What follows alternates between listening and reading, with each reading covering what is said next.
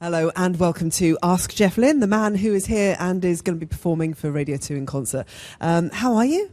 Oh, not so bad, thank you. How are you? Yeah, I'm very good, thank you. We've had millions of questions submitted, so I'm going to work my way through these and you can answer the fans' questions. Okay. Okay, you ready for this? You might have been asked these one or twice in the past, but, bear with us. We have Richard Jarmy, who's the first guy, and he's got in touch on Twitter, Richard from Norwich. How do you feel about inspiring not only one or two, but 3 or 4 generations? Pretty old by the sound of it. Actually, it's wonderful because there's an old saying that a good song is always a good song. And if they last like all these 40 years that they have lasted, I'm very proud of them, but, not overly big-headed about them or anything. It's just a nice feeling to know that people can still sing along with them, that stuff I wrote all those years ago. And looking out when you perform and you see different generations, how does that feel when you see different kids, Well, yeah, I see kids at the front, usually probably with their mums and dads and that.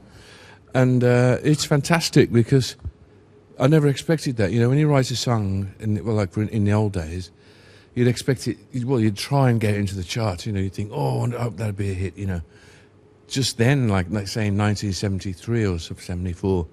So to have it still be played now is fantastic, more than I ever dreamed of, really.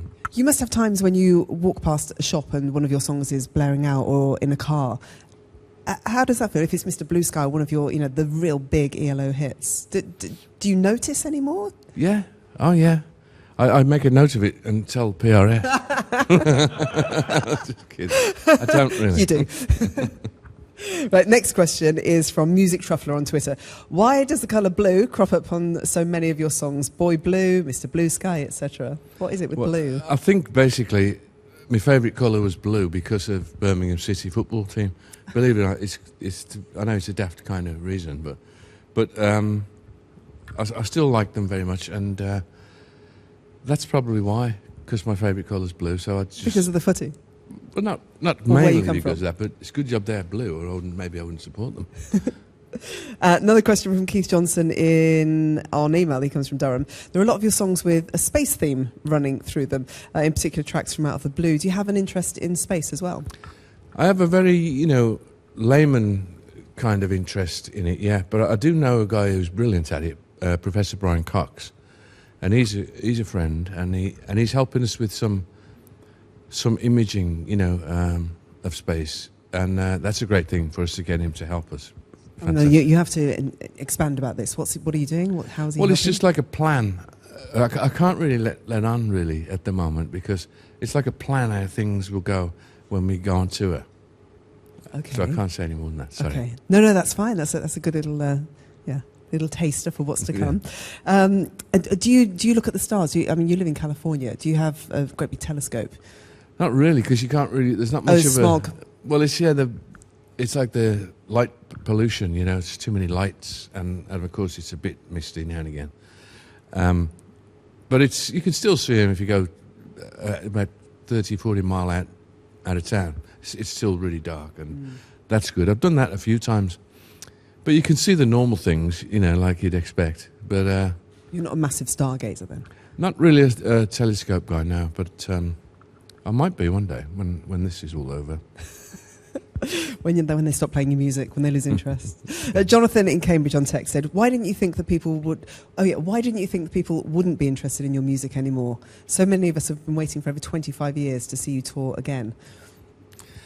It's very strange. I sort of branched off from playing. When I stopped doing ELO a long time ago, like 30 odd years ago.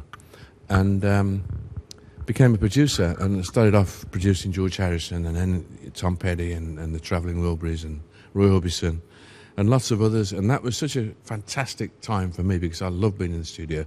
I love producing and co-writing. I was collaborating with all these fantastic heroes of mine. And it sort of took over from the urge to go and play. But after playing at Hyde Park, it just... I went, oh, this is unbelievable, and it really was because they were so wonderful, the people, and made me feel just like, 10 feet tall.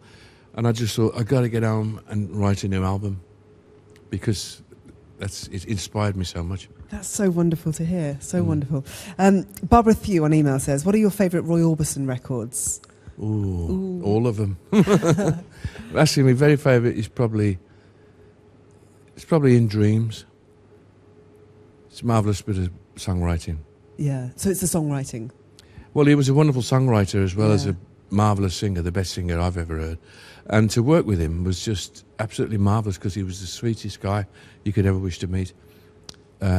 Gentle, funny, always laughing. Not like his image at all. Really? Yeah. And it must, as a producer, it must be wonderful to like having the best instrument in the world when you happen upon someone like that. Yeah, and you can just... It's like you can play with it and learn. Yeah, and you can remind him how great he is. And you know, fawn all over it. Oh, you're brilliant. You can do this so good, you wouldn't believe it. And so when we did You Got It, that was his like first hit for 20 years, and he was thrilled, and then he went and passed away. So sad. It was sad. It was very sad. Yeah. Barbara also wants to know, which Traveling Wilburys track did you most enjoy writing and recording? That was interesting because we all wrote all of them together around a table. There'd be 5 of us sat around a table with acoustic guitars. And we'd just shout out chord changes and try and build like a chord basis that would have a good melody over it. So we'd do that in the afternoon, and then on the night we'd have dinner and write the lyrics just by shouting them out around the table again. And then we'd sing them at later at night, sing the songs, and they were done. We did one song every day for 10 days for the first album. Obviously they weren't finished being produced, but the songs were finished and done. That's very prolific. It is. I mean, I've never heard of anything like it. Yeah, a lot of creativity around one table. Oh, yeah.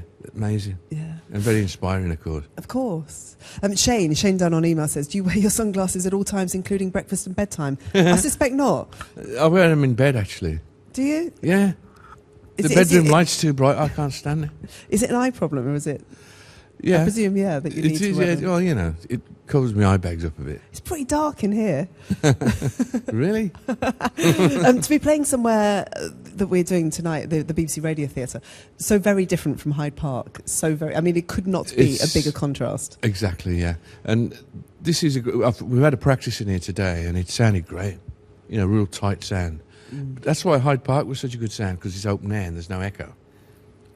And can I just ask you, going back to Hyde Park, that the morning after, there must have been this incredible afterglow following from doing Hyde Park. I don't know, drunk for about a week after that thing. You celebrated with booze? Yeah, a little bit, not too much. Yeah, but, okay. This next question from Linda on email. I know that anyone who was anyone back in the day wanted to work with you. Is there anyone that you wish you'd had the chance to work with from back in the day? You know, it's amazing as it may seem, I've sort of worked with everybody I ever really wanted to, and luckily somehow they asked me. And what a blessing! I know, fantastic, and a compliment. Yeah, it was wonderful. Well, it still is. I mean, I just finished working with Bryan Adams on his new album, and I love Bryan. He's a great guy, and we did it in a very unusual way.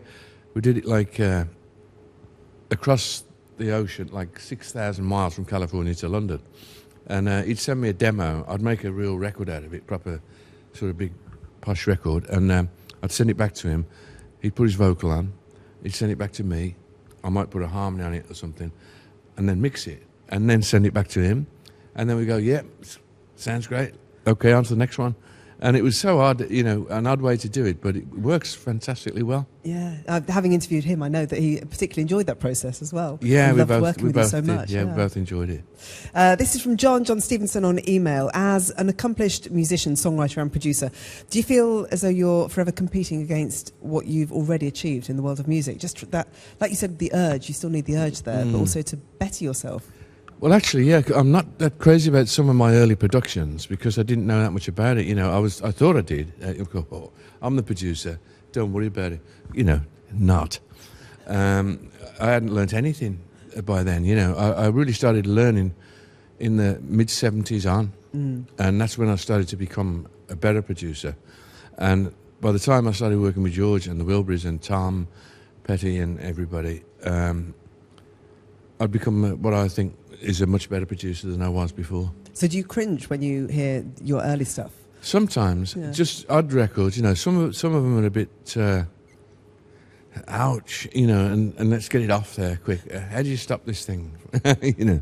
So I presume with the new album that you must be feeling right now this is as good as you've done. I believe that. I do believe that I hope. No, something like that. I think it's probably the best production I've done. Yeah. All right, well, listen, good luck, enjoy. No, we've never had so much equipment in the Radio Theatre, or so many people on this stage. I know. And it's going to be a wonderful night. Jeff Lynne, thank you for talking to us. Thank you, Jo. Thank you.